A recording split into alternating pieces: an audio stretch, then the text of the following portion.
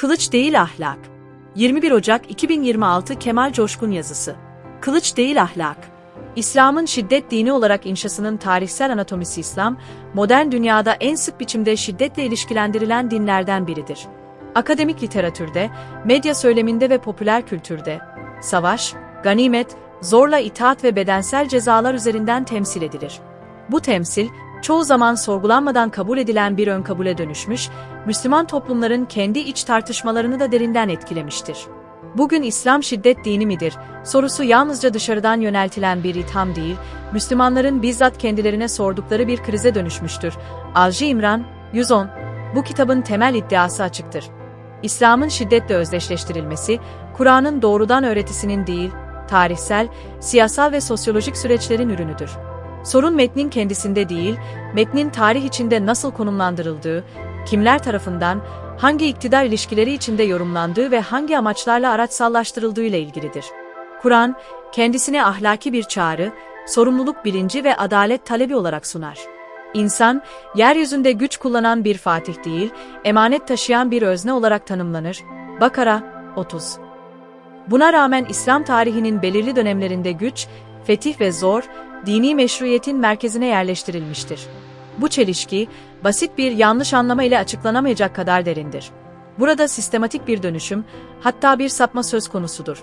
Nisa, 59, erken dönem siyasal krizler, bu sapmanın kökenini oluşturur. Peygamber sonrası dönemde yaşanan iktidar mücadeleleri, Kur'an'ın ahlak merkezli söylemini geri plana itmiş, siyasal istikrar, düzen ve otorite, dinin temel hedefi gibi sunulmuştur. Maide, 48. Bu süreçte üretilen rivayetler, yalnızca geçmişi aktaran masum anlatımlar olmaktan çıkmış, mevcut iktidarı meşrulaştıran ideolojik araçlara dönüşmüştür. Böylece tarih, vahyin yerine konuşmaya başlamıştır. Mezhepleşme, bu dönüşümün kurumsal biçimidir. Mezhepler, çoğu zaman yalnızca teolojik farklılıkların ürünü değildir. Siyasal saflaşmaların, sosyal çatışmaların ve iktidar mücadelelerinin dini dile tercüme edilmesidir. Ali İmran, 103, şiddet, yalnızca fiili bir eylem olarak kalmamış, aynı zamanda düşünsel ve toplumsal bir biçim haline gelmiştir. Doğru inanç adına dışlama, bastırma ve zor kullanma meşrulaştırılmıştır. Nisa, 140. Modern dönemde ise bu tarihsel miras, sömürgecilik ve oryantalizm tarafından yeniden üretilmiştir. Batı merkezli bilgi üretimi, İslam'ı çoğu zaman kendi iç çeşitliliğinden kopararak seçmeci örnekler üzerinden tanımlamış, şiddeti İslam'ın özüymüş gibi sunmuştur. Bu dış bakış yalnızca İslamofobik söylemleri beslemekle kalmamış, Müslüman dünyada ortaya çıkan radikal hareketlere de zemin hazırlamıştır. Böylece şiddet, hem eleştirinin hem de savunmanın ortak dili haline gelmiştir. Bakara, 191-193, şiddet algısının doğuş İslam'ın şiddetle özdeşleştirilmesi, çoğu zaman vahyin kendisine atfedilen doğrudan bir özellik gibi sunulur. Oysa bu algı, metinsel bir zorunluluktan ziyade tarihsel koşulların, siyasal kırılmaların ve toplumsal yapının ürünüdür. Kur'an, kaçınılmaz olarak Arap Yarımadası'nın o dönemdeki sosyal gerçekliğiyle temas halindeydi. Ancak şiddeti üretmek için değil, sınırlandırmak için konuşmuştur. Bakara, 190-193. Keyfi güç kullanımını değil, ölçüyü ve sorumluluğu öne çıkarır. Maide. Tarihsel süreçte ise bu ayrım giderek silinmiştir. Vahyin belirli durumlar için koyduğu sınırlı düzenlemeler, bağlamından koparılarak genel ve zamansız ilkeler gibi okunmaya başlanmıştır. Kur'an'ın dönüştürücü ahlaki yönü geri plana itilmiş, tarihsel çatışmalar kutsallaştırılmıştır. Enfal, 1-4. Peygamber sonrası dönemde yaşanan siyasal krizler, şiddeti fiili bir zorunluluktan normatif bir değer haline dönüştürmüştür. Yaşanmış olaylar eleştirel bir muhasebeye tabi tutulmamış, örnek dönem anlatılarıyla dokunulmaz kılınmıştır. Oysa Kur'an, geçmiş toplumları anlatırken dahi onları mutlak doğrular olarak sunmaz, ibret ve sorgulama çağrısı yapar. H.D. 120. Şiddet algısının kurumsallaşmasında dilin rolü de belirgindir. Savaş, fetih ve güç kavramları, ahlaki hedeflerinden koparılarak yüceltilmiş, zafer kavramı üstünlükle özdeşleştirilmiştir. Tevbe, 20.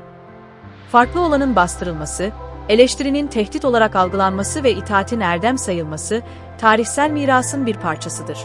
Burada altı çizilmesi gereken husus şudur: şiddet algısı, Kur'an'ın zorunlu bir sonucu değil, Kur'an'la birlikte yaşanan tarihin belirli bir okuma biçimidir.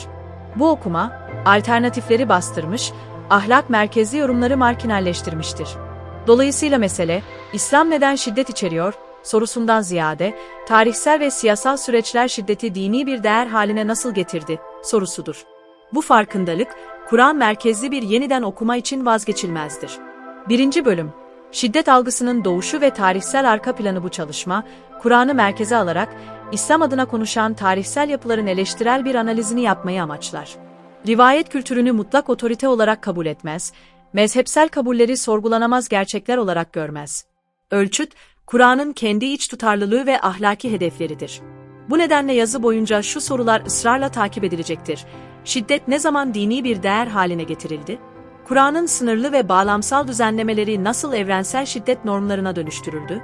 Devletleşme süreci dini nasıl dönüştürdü? Modern radikalizm hangi tarihsel boşluklardan beslendi?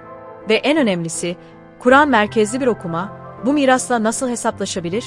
Bu sorulara verilecek cevaplar, İslam'ı kılıç dini olarak tanımlayan söylemleri reddetmekten ibaret değildir. Asıl hedef, ahlakı merkeze alan bir din tasavvurunun yeniden imkanını göstermektir. Çünkü İslam, tarihsel olarak kılıçla temsil edilmiş olabilir. Ancak Kur'an'ın iddiası, gücün değil sorumluluğun dini olmaktır. Bu kitap, tam da bu iddiayı tarihsel, sosyolojik ve politik boyutlarıyla açmayı amaçlamaktadır. Şiddet algısının tarihsel kökenleri İslam'ın şiddetle özdeşleştirilmesi, çoğu zaman vahyin kendisine atfedilen doğrudan bir özellik gibi sunulur.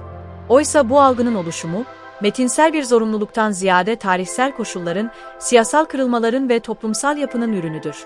Kur'an'ın indiği Arap Yarımadası, modern anlamda bir devlet düzenine sahip değildi.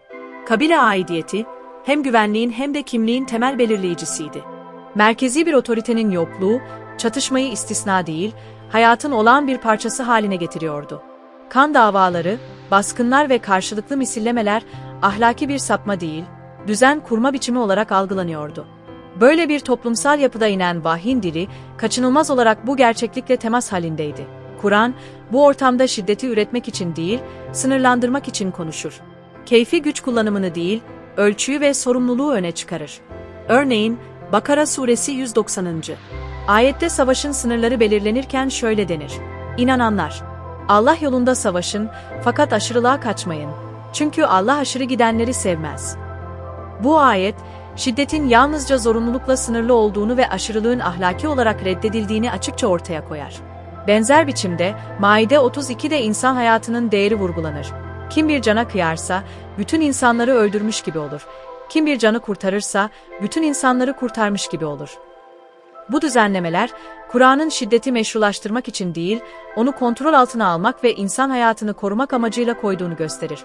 Tarihsel çatışmalar ve şiddetin normatifleşmesi ancak tarihsel süreçte bu ayrım giderek silinmiştir.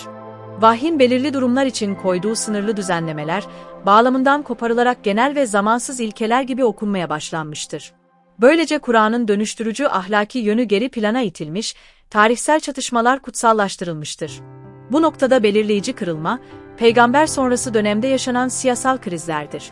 İktidarın kime ait olacağı sorusu, kısa sürede dini bir meşruiyet meselesine dönüşmüştür. Siyasi tercihler, ahlaki ilkelerle değil, güç dengeleriyle belirlenmiş, ardından bu tercihler dini bir dille gerekçelendirilmiştir. Böylece şiddet, fiili bir zorunluluk olmaktan çıkarak normatif bir değer haline gelme yoluna girmiştir. Tarihin kutsallaştırılması tam da bu aşamada başlar. Yaşanmış olaylar, eleştirel bir muhasebeye tabi tutulmak yerine, örnek dönem anlatılarıyla dokunulmaz kılınır.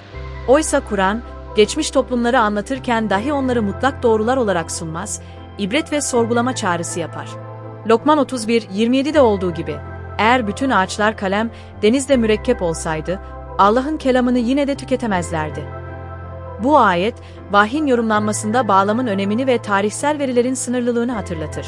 Dil ve kavramların dönüşümü şiddet algısının kurumsallaşmasında dilin rolü de göz ardı edilemez. Savaş, fetih ve güç kavramları, ahlaki hedeflerinden koparılarak yüceltilmiştir. Zafer kavramı, adaletle değil, üstünlükle özdeşleştirilmiştir. Bu zihinsel dönüşüm, yalnızca fiili şiddeti değil, düşünsel sertliği de beraberinde getirmiştir. Farklı olanın bastırılması, eleştirinin tehdit olarak algılanması ve itaatin erdem sayılması, bu dönemin mirasıdır.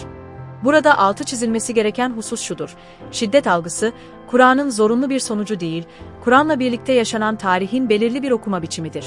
Bu okuma, alternatifleri bastırmış, ahlak merkezli yorumları marjinalleştirmiştir. Dolayısıyla mesele, İslam neden şiddet içeriyor sorusundan ziyade, tarih boyunca hangi toplumsal, siyasi ve dilsel süreçler şiddeti dini bir değer haline getirmiştir sorusuna yönelmektir. Kur'an'ın metinsel sınırları ve ahlaki hedefleri göz önünde bulundurulduğunda, şiddet sadece bir istisna olarak, ölçülü ve sorumlu bir şekilde ele alınmıştır. 2 bölüm. İslam hangi tarihsel koşullarda şiddetle anlatılmaya başladı? Bu bölümün sorusu şudur: İslam hangi tarihsel koşullarda şiddetle anlatılmaya başlandı? Elde edilen temel tespit açıktır. Şiddet algısı, Kur'an'ın kendisinden değil, Kur'an'ın tarihsel bağlamda nasıl konumlandırıldığından doğmuştur. Bu tespit, kitabın ilerleyen bölümlerinde yapılacak analizler için kritik bir zemindir. Çünkü rivayet kültürü, mezhepleşme, devletleşme ve modern radikalizm ancak bu tarihsel kopuş üzerinden doğru şekilde anlaşılabilir.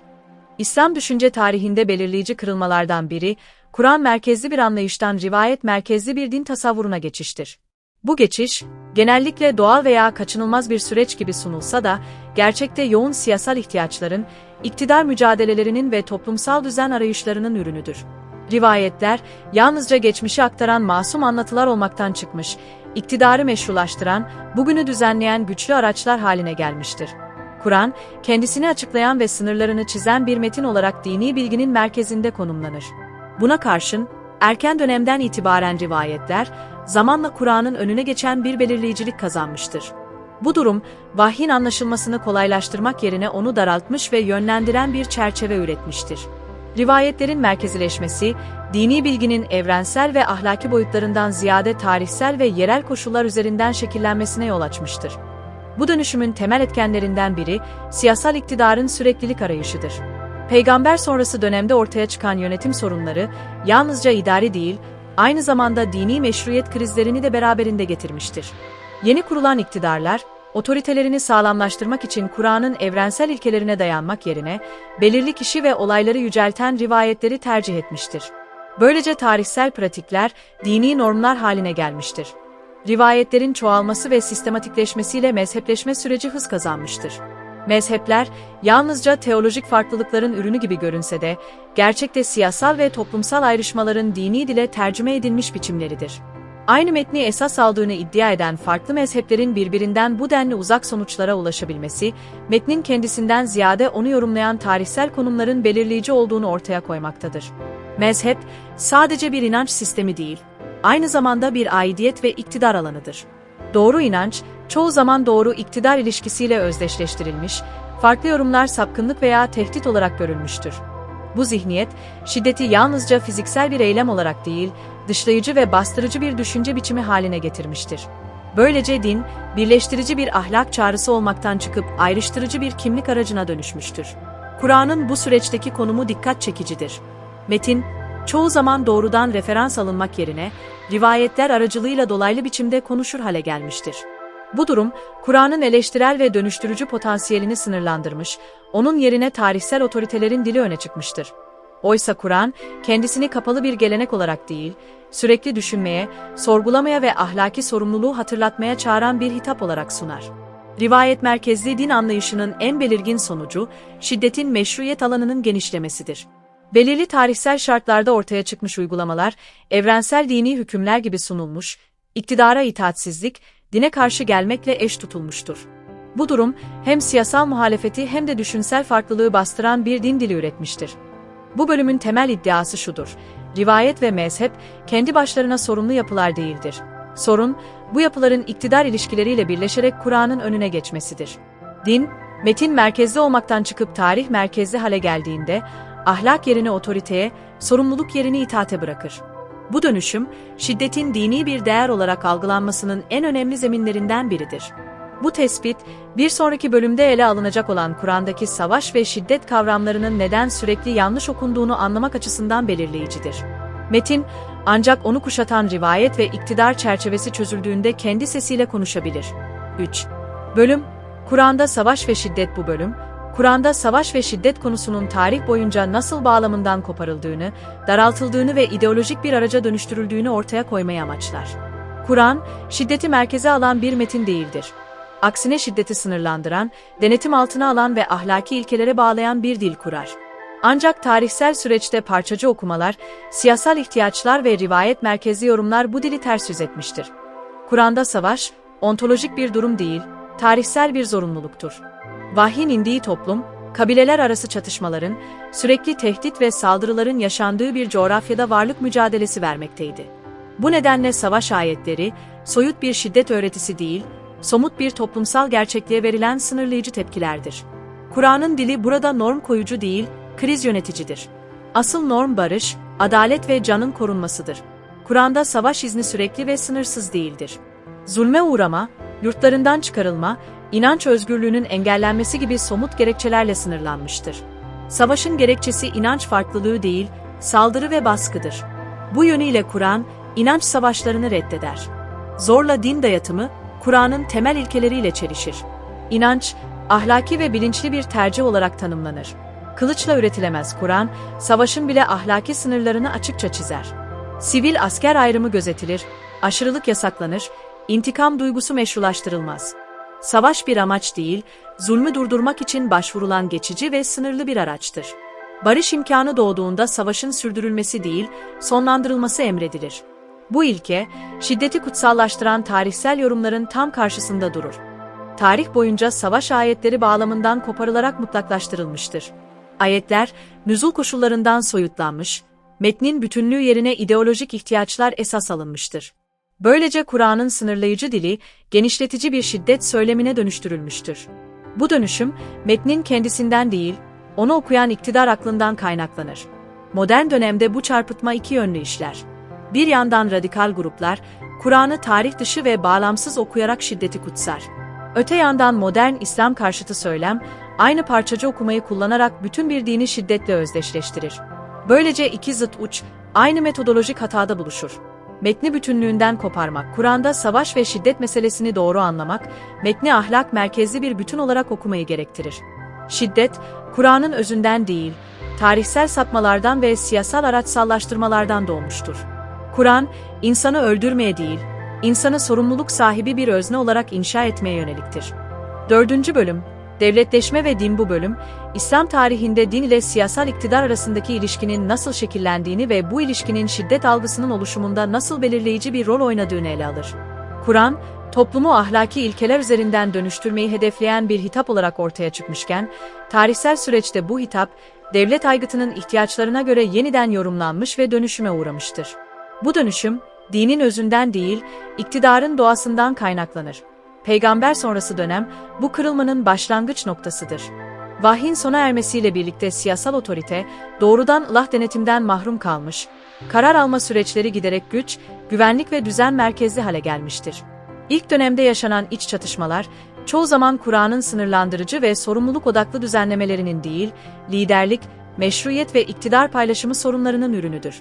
Ancak zamanla bu çatışmalar, dini bir dil ile meşrulaştırılmış, tarih, ahlakın yerine konuşmaya başlamıştır. Emevi dönemi, devletleşme ile din arasındaki ilişkinin kurumsallaştığı ilk büyük evredir. Saltanat sistemi, Kur'an'ın istişare ve adalet vurgusuyla örtüşmeyen bir siyasal yapı üretmiş. Buna rağmen iktidar, meşruiyetini ilah referanslarla temellendirmiştir.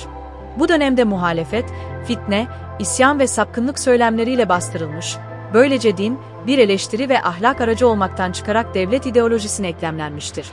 Abbasu döneminde ise bu ilişki daha sofistike bir hal almıştır.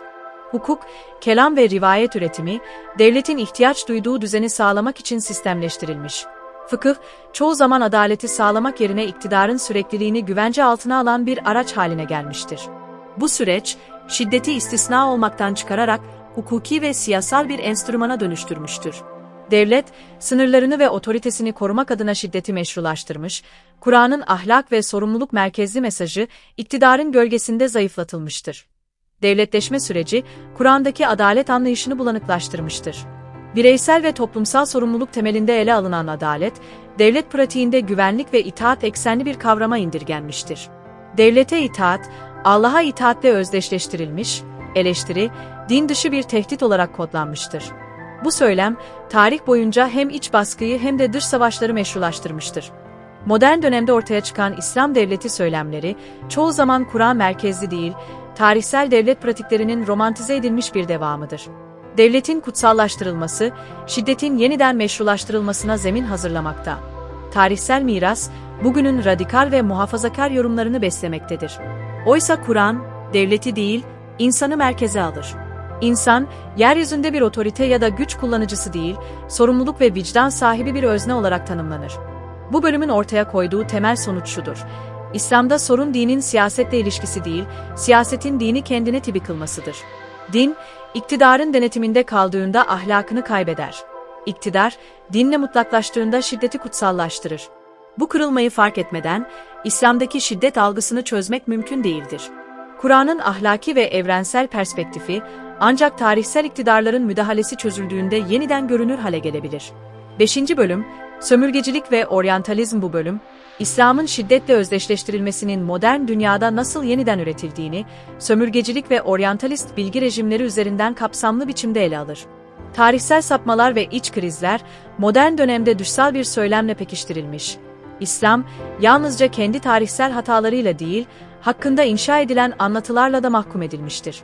Bu süreç, İslam'ı doğrudan şiddetle ilişkilendiren modern algının temelini oluşturur. Modern sömürgecilik yalnızca toprak işgali değil, aynı zamanda bilgi, dil ve temsil işgalidir. Müslüman toplumlar askeri ve ekonomik olarak zayıflatılırken, eş zamanlı olarak entelektüel düzlemde tanımlanmış ve sınırlandırılmıştır. Bu sınırlandırma, bilgi üretim süreçleri üzerinden meşrulaştırılmıştır. Tarih ve kültür, Batı merkezli normlar çerçevesinde yeniden yazılmış, İslam'ın çeşitliliği ve iç dinamizmi göz ardı edilmiştir. Oryantalist literatür, İslam'ı tarihsel bağlamından kopararak duran, irrasyonel ve şiddete meyilli bir yapı olarak sunmuştur. Bu sunum, bilimsel tarafsızlık iddiası taşısa da, siyasal ve ideolojik ihtiyaçlarla uyumludur. Oryantalist yaklaşımın temel yöntemi seçmeciliktir. İslam tarihindeki çatışmalı dönemler genelleştirilmiş, barış, hukuk ve ahlak üretimi görünmez kılınmış, Kur'an ve tarih, önceden kurulmuş bir yargıyı doğrulamak üzere parçalanmıştır. Böylece tarihsel sapmalar, İslam'ın ontolojik bir özelliği haline getirilmiştir. Bu söylem yalnızca Batı akademisinde kalmamış, Müslüman dünyada da içselleştirilmiştir. Sömürge deneyimi, aşağılanmışlık ve kimlik krizini derinleştirmiş. Bazı çevreler bu algıya savunmacı bir romantizmle, bazıları ise radikal bir öfkeyle karşılık vermiştir. Her iki yaklaşım da oryantalist çerçevenin dışına çıkamamış, farklı motivasyonlarla aynı indirgemeci sonucu üretmiştir. Biri İslam'ı geçmişin ihtişamına hapsederken, diğeri şiddeti kimlik ifadesi haline getirmiştir. Modern ulus devletlerin kuruluşuyla birlikte bu çarpıtma yeni bir boyut kazanmıştır. Sömürge sonrası yönetimler, Batı'nın güvenlikçi ve kontrolcü dilini devralmış, dini ya tamamen özel alana itmiş ya da devletin denetiminde tutulması gereken bir tehdit olarak kodlamıştır. Bu yaklaşım, Kur'an'ın toplumsal adalet ve ahlak vurgusunu görünmez kılmış, din-şiddet özdeşliğini daha da pekiştirmiştir. Oryantalizm ile radikalizm arasındaki ilişki, karşıt değil aynalı bir ilişkidir. Her iki söylem de İslam'ı tarih dışı, bağlamsız ve indirgemeci biçimde okur. Radikal söylem, oryantalist anlatının ürettiği şiddet dini imajını tersinden sahiplenir. Böylece şiddet hem suçlama hem de savunma aracına dönüşür. Bu paradoks, modern algının temelini oluşturur. Metin ve tarihsel bağlamın yok sayılması, şiddeti hem dışarıdan hem içeriden doğrulayan bir çerçeve yaratmıştır. Bu bölümün temel iddiası şudur: modern dünyada İslam'ın şiddetle anılması, Kur'an'dan çok, sömürgeci bilgi üretiminin ve tarihsel manipülasyonların sonucudur. Bu algıyı kırmak, yalnızca dış eleştiriyle değil, Müslüman dünyada içsel bir epistemolojik dönüşümle mümkündür. Kur'an'a dönüş, aynı zamanda oryantalist çerçeveden çıkış, tarihsel sapmalardan arınış ve ahlak merkezli bir anlayışa yeniden kavuşmak anlamına gelir. 6. Bölüm, Radikalizmin sosyolojisi ve politik ekonomisi. Bu bölüm, modern radikal şiddetin kaynağını teolojik metinlerde değil, sosyolojik kırılmalarda, politik dışlanmışlıkta ve küresel eşitsizlik düzeninde arar. Radikalizm, Kur'an'ın doğal veya kaçınılmaz bir yorumu değildir. Aksine, uzun süreli travmalar, yapısal adaletsizlikler, sömürge deneyimleri ve kimlik krizlerinin ürünü olarak tarihsel bir sonuçtur. Dini metin, bu süreçte belirleyici neden değil, yalnızca meşruiyet sağlayan bir araç haline gelir. Radikal hareketlerin ortaya çıktığı toplumsal zemin incelendiğinde, farklı coğrafyalarda benzer dinamiklerin tekrar ettiği görülür. Yoksulluk, işsizlik, eğitimsizlik, sürekli şiddet deneyimi, zorunlu göç ve devlet baskısı, bireyi yalnızca maddi olarak değil, aynı zamanda sembolik olarak da sistemin dışına iter. Bu dışlanmışlık, bireyin kendisini değersiz, görünmez ve anlamsız hissetmesine yol açar. Aidiyet duygusunun zayıfladığı bu alanlarda radikal ideolojiler güçlü, sade ve kesin cevaplar sunarak cazibe kazanır. Radikalizmin sosyolojisi büyük ölçüde kimlik inşası üzerinden işler. Karmaşık tarihsel ve ekonomik sorunlar basitleştirilmiş bir biz ve onlar ayrımına indirgenir. Bu ikili yapı dünyayı ahlaki olarak siyah-beyaz hale getirir. Ahlaki sorumluluk bireysel muhasebe olmaktan çıkar. Kolektif öfke ve intikam söylemiyle yer değiştirir. Dini dil, bu noktada Kur'an'ın öngördüğü bireysel arınma, adalet ve sorumluluk çağrısı olmaktan çıkarak, düşmanı tanımlayan ve şiddeti meşrulaştıran bir slogana dönüşür. Kur'an'ın ahlak merkezli hitabı, bu dilde tamamen görünmez hale gelir. Radikalizmin sürekliliğini açıklayan bir diğer boyut politik ekonomidir. Sürekli savaş hali, silah ticareti, güvenlik endüstrisi ve jeopolitik çıkar ağları, şiddeti besleyen küresel bir döngü üretir. Radikal örgütler yalnızca ideolojik yapılar değil, aynı zamanda ekonomik aktörlerdir. Kaçakçılık, uyuşturucu ve insan ticareti gibi yeraltı ekonomileri, bu yapıların varlığını sürdürmesini sağlar. Bu gerçeklik, şiddeti salt dini motivasyon ile açıklamanın ne kadar indirgemeci olduğunu açıkça ortaya koyar. Devlet faktörü ise radikalizmin yükselmesinde belirleyici rol oynar. Radikal hareketlerin ortaya çıktığı coğrafyalarda ya otoriter devlet yapıları ya da çökmüş devlet düzenleri hakimdir. Hukukun işlemediği, adaletin erişilebilir olmadığı ve siyasal katılım kanallarının kapalı olduğu toplumlarda şiddet, alternatif bir ifade biçimi haline gelir. Devletin baskıcı, güvenlikçi ve dışlayıcı dili, radikal söylemin en güçlü propaganda aracına dönüşür. Bastırılan şiddet, yok olmaz, aksine daha örgütlü ve sert biçimlerde geri döner. Küresel düzeyde ise büyük güçlerin çelişkili politikaları bu süreci derinleştirir. Radikal şiddet kınanırken, onu besleyen savaşlar, işgaller ve vekalet çatışmaları devam eder. Otoriter rejimlere verilen destek, sivil ölümler ve çifte standartlı insan hakları söylemi, radikal ideolojilerin adaletsiz dünya anlatısını güçlendirir. Böylece radikalizm, yalnızca yerel bir sapma değil, küresel sistemin ürettiği yapısal bir kriz haline gelir. Bu bağlamda radikalizm, ne bireysel bir akıl tutulması ne de salt dini fanatizmdir. O, modern dünyanın derin eşitsizliklerinin, sömürge sonrası travmaların ve adaletsiz güç ilişkilerinin sonucudur. Kur'an'ı doğru okumak, bu yapısal nedenleri görmezden gelmek değil, tam tersine onları ifşa etmeyi gerektirir. Çünkü Kur'an, şiddeti kutsallaştıran değil, zulmü teşhir eden bir ahlak dili kurar. Bu bölümün vardığı sonuç nettir. Radikalizmle mücadele, metinleri yasaklayarak veya güvenlik politikalarını sertleştirerek mümkün değildir. Gerçek çözüm, adaletin tesis edildiği, onurun korunduğu ve siyasal katılımın mümkün olduğu bir toplumsal düzenle mümkündür. Kur'an'ın dili ise, şiddeti değil, sorumluluğu, hesap verebilirliği ve ahlakı merkeze alır. Bu etik zemin, radikalizme karşı verilecek mücadelenin temelidir. 7. Bölüm, Kur'an'da ahlak, emanet ve sorumluluk, İslam'ın şiddetle değil insanlıkla imtihanı, bu kitap boyunca yapılan tarihsel, sosyolojik ve politik çözümlemeler tek bir temel soruya çıkar. Eğer İslam şiddet dini değilse, Kur'an neyi merkeze alır? Bu soru, ne savaşta ne fetihte, ne iktidarda ne de kutsallaştırılmış bir geçmişte cevabını bulur. Kur'an'ın merkezinde ahlak, emanet ve sorumluluk vardır. Bu üç kavram, Kur'an'ın insan, toplum ve tarih tasavvurunun belirleyici eksenini oluşturur. Kur'an'da insan, edilgen bir varlık değildir. O, yalnızca emir alan bir kul ya da kaderin sürüklediği bir nesne olarak tanımlanmaz. İnsan, akıl sahibi, bilinçli ve hesap verebilir bir özne olarak konumlandırılır. Bu nedenle iman, soyut bir inanç beyanı değil, somut bir ahlaki duruşla anlam kazanır. Ahlak üretmeyen iman, Kur'an açısından değer taşımaz. Bu ilke, tarih boyunca İslam adına işlenen her türlü şiddetin köklü reddiyesidir. Kur'an ahlakı, bireysel faziletlerle sınırlı bir erdem öğretisi değildir. Ahlak, toplumsal düzeni, ekonomik ilişkileri ve siyasal gücü kapsayan bütüncül bir sorumluluk alanıdır. Adalet, merhamet, doğruluk ve ölçülülük, kişisel tercih değil, toplumsal zorunluluk olarak görülür. Kur'an, ahlakı niyetle değil, sonuçla değerlendirir. Söylem değil, pratik belirleyicidir. Bu nedenle zulüm, yalnızca bireysel bir kötülük değil, yapısal bir bozulma olarak ele alınır. Tarihsel örneklerle, emanetin çiğnendiği yerde toplumun adalet ve barış normlarının nasıl zedelendiği görülür.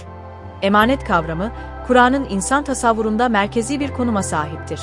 İnsan, yeryüzünün mutlak sahibi değil, emanetçisidir. Bu emanet yalnızca doğayı veya maddi kaynakları değil, gücü, bilgiyi, otoriteyi ve dini de kapsar. Hiçbir iktidar, cemaat veya kutsal söylem, bu emaneti sınırsızca kullanma hakkına sahip değildir. Gücün emanete dönüşmediği yerde ahlak çöker. Ahlakın çöktüğü yerde şiddet kaçınılmaz hale gelir. Kur'an'da sorumluluk devredilemez bir ilkedir. Birey, ait olduğu topluluğun, mezhebin veya otoritenin arkasına sığınarak ahlaki yükümlülükten kurtulamaz. Emir aldım, çoğunluk böyle yaptı veya din adına yapıldı gibi gerekçeler, Kur'an ahlakında mazeret sayılmaz. Bu ilke, tarih boyunca din adına işlenen zulümlerin tamamını mahkum eden açık bir hüküm niteliği taşır. Kur'an, gücü kutsamaz, gücü sınırlandırır. İktidar, Kur'an'da bir imtiyaz değil, ağır bir imtihandır. Adalet üretmeyen güç meşruiyetini kaybeder. İtaat, mutlak bir değer değildir. Ahlakla sınırlıdır. Bu nedenle Kur'an, kör itaati değil, bilinçli sorumluluğu esas alır. Şiddet, bu çerçevede ahlakın askıya alındığı bir sapma halidir ve hiçbir koşulda kalıcı bir ilkeye dönüşemez. Kur'an'ın dünyasında insan, kılıç taşıyan bir savaşçıdan önce, emanet taşıyan bir ahlak öznesidir. İslam'ın şiddetle değil, ahlakla anılması, modern bir savunma refleksi değil, metnin kendi iç mantığının zorunlu sonucudur. Şiddeti merkeze alan her okuma, Kur'an'dan değil, tarihsel sapmalardan ve iktidar çıkarlarından beslenir. Kur'an'a göre toplumsal adalet, bireysel ve kolektif sorumlulukla mümkündür. İnsanlar yalnızca bireysel davranışlarıyla değil, aynı zamanda toplumsal ve kurumsal ilişkilerinde de ahlaki sorumluluk taşırlar. Bu sorumluluk, zulmün engellenmesi, güç kullanımının sınırlandırılması ve emanete riayet edilmesiyle somutlaşır. Bu bölüm, kitabın geri dönülmez sonucunu kurar. İslam, insanı öldürmek için değil, insanı inşa etmek için vardır. Kur'an'a dönüş, yalnızca metne değil, ahlaka, sorumluluğa ve emanete dönüş anlamına gelir. Bu dönüş gerçekleşmeden, ne şiddet sorunu anlaşılabilir ne de aşılabilir. 8. Bölüm, rivayetsiz din mümkün mü? Kur'an merkezli bilginin epistemolojik inşası bu bölüm, kitabın bütün tartışmalarını nihai bir zemine oturtur. Bilgi nereden gelir ve neyi bağlar? Savaş, şiddet, devlet, ahlak, radikalizm ve sorumluluk başlıkları. Ancak bu soruya verilen cevapla anlam kazanır. Çünkü din, hangi kaynaktan beslendiğine göre ya özgürleştirir ya da tahakküm üretir. Rivayet merkezli din anlayışı, burada yalnızca bir yöntem tercihi değil, başlı başına bir iktidar biçimidir. Kur'an, kendisini hidayet, Furkan, beyan, hikmet ve hüküm olarak tanımlar. Bu kavramlar, Kur'an'ın yalnızca ilham veren bir metin değil, norm koyucu ve ölçü belirleyici bir kaynak olduğunu gösterir. Buna rağmen İslam düşünce tarihinde Kur'an, çoğu zaman asli kaynak olmaktan çıkarılmış, açıklanmaya, tamamlanmaya ve hatta yönlendirilmeye muhtaç bir metin gibi ele alınmıştır. Rivayetler, bu boşluğu doldurmak üzere değil, Kur'an'ın yerine geçmek üzere konumlandırılmıştır. Rivayet merkezli dinin epistemik sorunu, bilginin doğruluğunu metnin iç tutarlılığına değil, zincirin sürekliliğine bağlamasıdır. Oysa isnat, bilginin taşınma biçimini gösterir. Anlamını ve ahlaki doğruluğunu garanti etmez. Bu yaklaşımda içerik değil, aktarıcı kutsallaştırılır. Böylece din, vahyin çağrısından çok, geçmişin otoritelerine sadakat üzerinden tanımlanır. Bu durum, Kur'an'ın sürekli vurguladığı akletme, sorgulama ve bilinçle yönelme çağrısını işlevsiz hale getirir. Rivayet kültürü, zamanla sadece dini bilgiyi değil, ahlak anlayışını da dönüştürmüştür. Kur'an'da ahlak, bireyin doğrudan sorumluluğuna bırakılmışken, rivayet merkezli yapı, ahlakı hazır kalıplara indirger. İyi ve kötü artık vicdan ve ilkeyle değil, mezhep içtihatlarıyla tanımlanır. Böylece birey, yaptığı tercihlerden değil, ait olduğu gelenekten sorumlu hisseder. Bu, Kur'an'ın emanet ve sorumluluk vurgusuyla açık bir çelişkidir. Rivayetsiz din mümkün mü sorusu çoğu zaman kasıtlı olarak yanlış anlaşılır. Bu soru, tarihin inkarı veya peygamberin örnekliğinin reddi anlamına gelmez. Asıl soru şudur: tarih, vahyin önüne mi geçmiştir? Yoksa vahyin ışığında mı okunmaktadır? Rivayetler Kur'an'a arz edilmediğinde, Kur'an rivayetlere arz edilir hale gelir. Bu noktada ölçü tersine dönmüş olur. Ölçünün tersine dönmesi, dinin değil, geleneğin korunmasına hizmet eder. Bu epistemik yapı, radikalizmin ve otoriterliğin zeminini de hazırlar. Çünkü rivayet eleştiriye kapalıdır, kutsallıkla korunur. Kur'an ise sürekli kendisini açar, sınar ve insanı muhatap alır. Rivayet merkezli din, itaati üretir. Kur'an merkezli din, ahlaki özneyi inşa eder. Radikal yapıların Kur'an'dan çok rivayet diliyle konuşması tesadüf değildir. Şiddet, çoğu zaman vahyin açık ilkelerinden değil, bağlamından koparılmış aktarımlardan beslenir. Rivayet merkezli din, aynı zamanda siyasal bir araçtır. Tarih boyunca iktidarlar, Kur'an'ın adalet ve hesap verilebilirlik çağrısından rahatsız olmuş. Buna karşılık itaati kutsayan rivayetleri öne çıkarmıştır. Böylece din, zulme karşı bir ölçü olmaktan çıkarılmış, zulmün meşrulaştırıcı dili haline getirilmiştir. Kur'an'ın emanet vurgusu bu noktada bilinçli olarak gölgelenmiştir. Çünkü emanet, iktidarı sınırlar, rivayet ise çoğu zaman onu tahkim eder. Rivayetsiz din, tarihsiz bir din değildir. Kutsallaştırılmamış bir tarih okumasıdır. Bu yaklaşımda tarih, hüküm koymaz, ders verir. Kur'an, geçmişi anlatırken bile onu mutlaklaştırmaz, ibret ve sorumluluk üretir. Bu nedenle Kur'an merkezli din anlayışı, modern dünyada savrulmayı değil, ilke temelli yeniden inşayı mümkün kılar. Ahlak, adalet ve özgürlük, mezhep ve geleneğin değil, doğrudan vahyin konusu haline gelir. Bu bölümle birlikte kitap, şu iddiayı tartışmaya kapalı biçimde kurar. Kur'an, açıklanmaya muhtaç bir metin değil, otoriteleri sınırlayan, insanı özgürleştiren ve dini ahlak merkezine yerleştiren bir vahiydir. Rivayetler dinin kendisi değil, tarihsel tanıklarıdır. Tanıklar yargıç olduğunda ise adalet kaybolur. Din, vahiy olmaktan çıkar, geleneğe dönüşür. 9. bölüm Kılıç değil ahlak, din nerede saptı, insan nerede kayboldu? Bu kitabın ulaştığı sonuç, herhangi bir yorum tercihi ya da mezhebi yaklaşım değildir. Bu metin, İslam düşüncesinin son birkaç yüzyıldır kaçındığı temel yüzleşmeyi zorunlu kılar. İslam'ın şiddetle özdeşleştirilmesi, Kur'an'dan değil, tarihten, iktidardan ve rivayet merkezli bilgi rejiminden doğmuştur. Şiddet, vahyin kendisi değildir. Vahyin denetimden çıkarıldığı, ahlakın askıya alındığı ve gücün kutsallaştırıldığı tarihsel bir sapmadır. Bu nedenle mesele İslam neden şiddet üretiyor, sorusu değildir. Bu soru, baştan yanlış kurulmuştur. Asıl soru şudur: İslam ne zaman Kur'an olmaktan çıkarıldı? Ne zaman vahiy, belirleyici ölçüt olmaktan uzaklaştırıldı? Ne zaman ahlak, iktidarın gölgesinde değersizleşti? Ve ne zaman insan, sorumluluk sahibi bir özne olmaktan çıkarılıp itaatkar bir araca dönüştürüldü? Kur'an'a bakıldığında, şiddetin hiçbir zaman kurucu bir ilke olmadığı açıkça görülür. Kur'an, savaş olgusunu tarihsel bir gerçeklik olarak kabul eder. Ancak onu mutlaklaştırmaz, kutsamaz ve sınırsızlaştırmaz. Savaş, Kur'an'da daima zorunluluk, sınır, ölçü ve hesap kavramlarıyla birlikte anılır. Zulmü durdurma amacı dışında meşruiyet kazanmaz. Keyfi şiddet, ganimet hırsı, intikam kültürü ve zorla inanç dayatması açık biçimde reddedilir. Kur'an'ın dili, güç merkezli değil, ahlak merkezlidir. Buna karşılık tarihsel İslam pratiği, özellikle devletleşme süreciyle birlikte bu ahlaki çerçeveyi sistematik biçimde aşındırmıştır. Emevilerle başlayan ve Abbasilerle kurumsallaşan süreçte din, ahlaki bir denetim mekanizması olmaktan çıkmış, iktidarın meşruiyet kaynağı haline gelmiştir. Hukuk, adalet üretmek için değil, düzeni korumak için işletilmiştir. Bu noktada şiddet, istisnai bir araç olmaktan çıkarak siyasal bir dile dönüşmüştür. Din, artık iktidarı sınırlayan değil, onu koruyan bir yapı haline gelmiştir. Bu dönüşümün ana taşıyıcısı ise rivayet merkezli din anlayışıdır. Rivayetler, Kur'an'ın rehberliğinde ele alınmak yerine, Kur'an'ın yerine geçen bir otoriteye dönüştürülmüştür. Böylece din, ilkeye değil, geçmişe bağlanmıştır.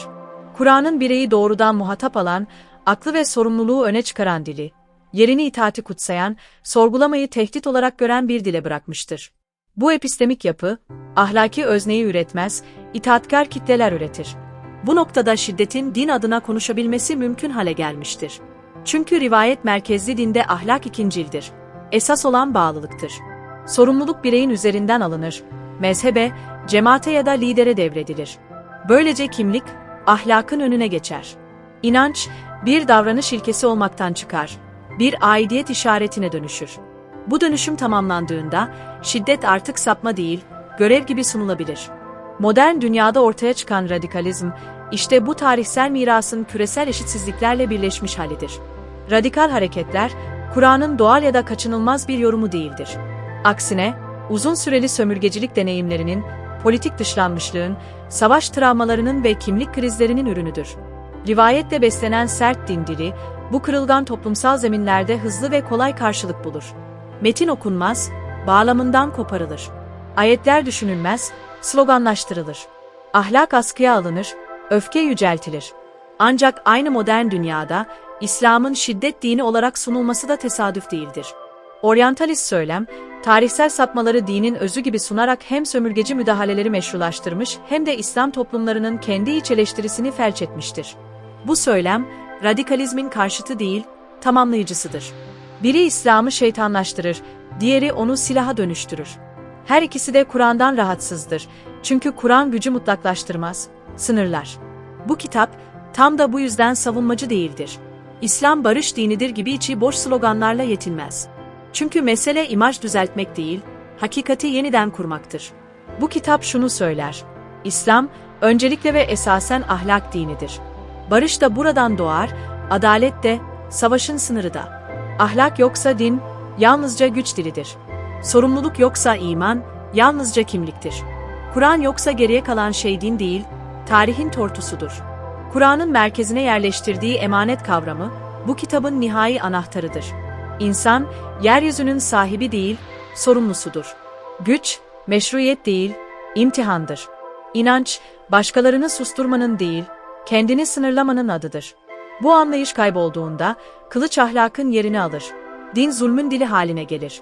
Sonuç olarak bu kitap şu iddiayı tartışmaya kapalı biçimde ortaya koyar: İslam kılıçla değil, ahlakla inşa edilir. Şiddet, dinin özü değil, dinin kaybedildiği andır. Kur'an'a dönüş, romantik bir nostalji değil, entelektüel, ahlaki ve siyasal bir zorunluluktur. Bu dönüş gerçekleşmeden ne radikalizm sona erer ne de İslam'ın üzerindeki şiddet algısı dağılır. Bu kitap bir uzlaşma metni değildir. Bir geleneği korumak için yazılmamıştır. Birilerini rahatlatmak, teselli etmek ya da savunmak için hiç yazılmamıştır. Bu kitap, Kur'an'ın tarafındadır. Ve bu taraf, her çağda rahatsız edicidir. 21 Ocak 2026 Kemal Coşkun. Kaynak, Kemal Coşkun Facebook sayfası.